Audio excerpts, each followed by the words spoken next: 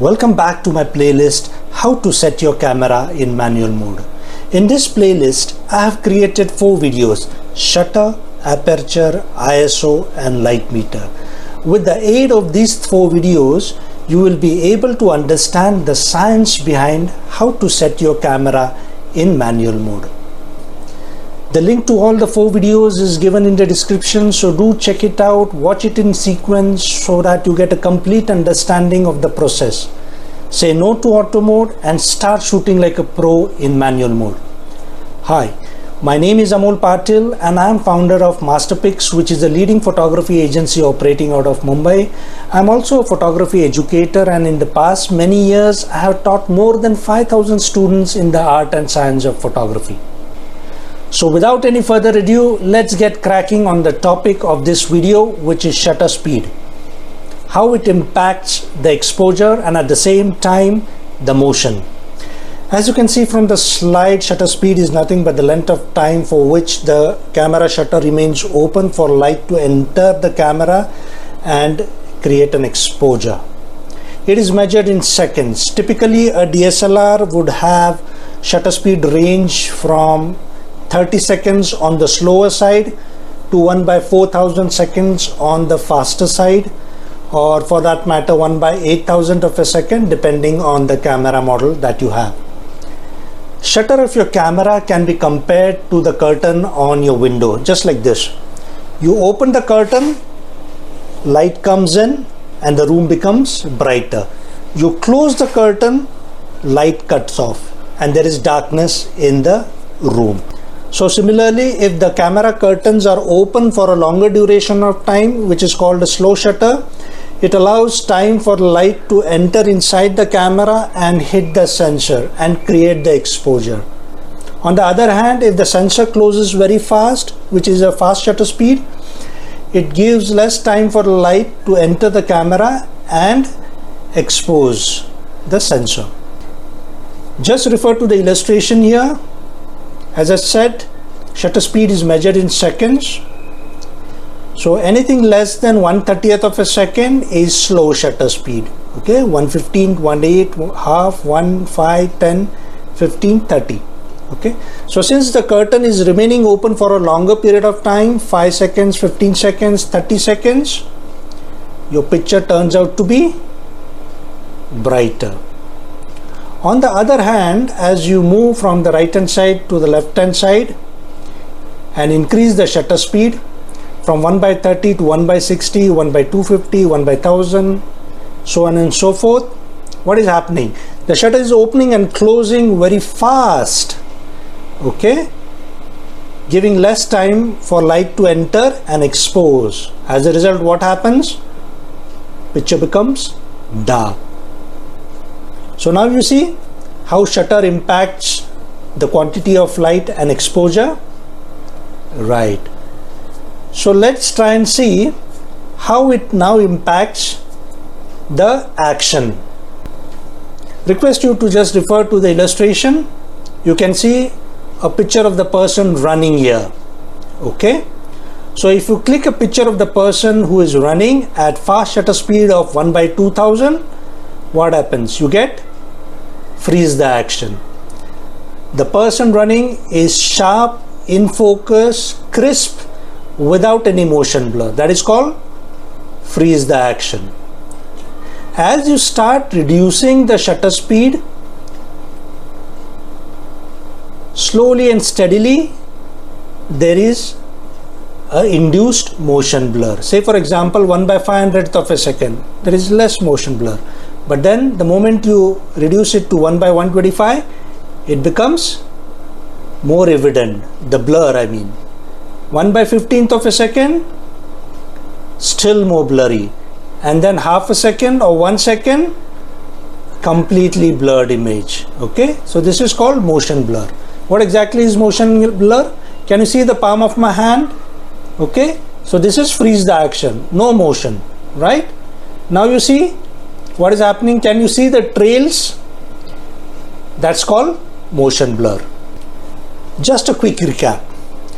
Faster the shutter speed, less is the light, more is the freeze the action. Slower the shutter speed, brighter is the image, but then there is an induced motion blur. So now that we are clear about the theoretical aspect of shutter speed, let's dive into the demonstration and let me show you how shutter speed impacts light and motion at the same time as I just explained. For all those people who are new to my channel and my style of videos, let me give you a brief setup about my live demonstration. As you can see, my DSLR is mounted on the tripod here and it is connected to my laptop with this cable. On my laptop there is a live streaming app installed. It's called Digitam Control, with the help of which I will be exactly showing you what the camera sees. Okay, so leaving nothing to imagination. So let's just dive into the demonstration and show you what shutter speed has in store for us. So as you can see, my camera is pointing towards a table fan.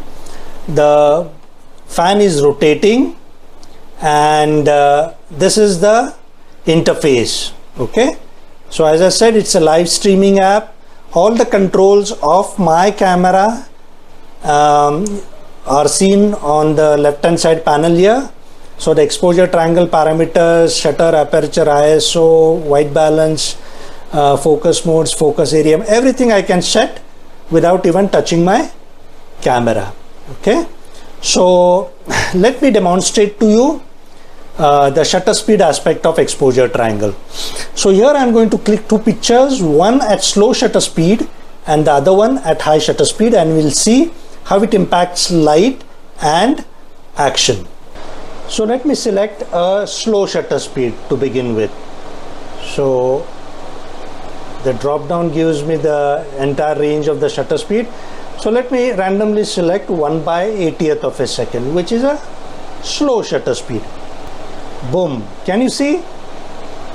The light meter is turning positive. That means your camera is getting more light and your picture would be overexposed. Fine. So before I click a picture, let me just balance it out so that the light meter is exactly at 0. Don't worry, for all those people who are new to manual mode and don't know about light meter. Light meter is going to be one of the important videos as part of the series. So do watch it if you want to understand more about light meter. Okay, right. So now you see it is exactly at 0. So the light meter is balanced. So let me focus and capture. Okay, so 1/80th of a second is the shutter speed. Let's check it out, and here it is at 1/80th of a second, which is a slow shutter speed. Can you count the number of blades on the fan? No, because of the slow shutter speed there is motion blur. And now I'm going to click my second picture, which is going to be at high shutter speed. So from 1/80th of a second, let me select a pretty high shutter speed of 1/3200, and see immediately the light meter has turned negative. Can you see my cursor hovering over the scale, light meter scale? Great. So before I click, I need to balance it out. So how do I balance it out? Right, here it is. Okay, exactly at 0, out of focus. And let's check out at 1/3200th of a second what kind of picture we get. Great. So at 1/3200th of a second, freeze the action has been achieved. You can now count the number of blades. 3 blades, red, blue and green, right? Whereas at slow shutter speed of 1/80th of a second, there was a motion blur. Let's compare it side by side for you to see the difference. Okay, The picture on the left hand side is clicked at 1/80th of a second, which is a relative slow shutter speed compared to the motion happening, okay, and therefore you get the motion blur. Whereas the picture on the right hand side is clicked at pretty high shutter speed of 1/3200th of a second, and therefore there is freeze the action. Okay, ladies and gentlemen, this is all about shutter speed and its impact on the light, and at the same time freeze the action or motion blur depending on the type of picture you want to capture. Do watch the other videos in the series how to set your camera in manual mode. The links are all given in the description, and see you in the next video. If you like the video, don't forget to like and subscribe.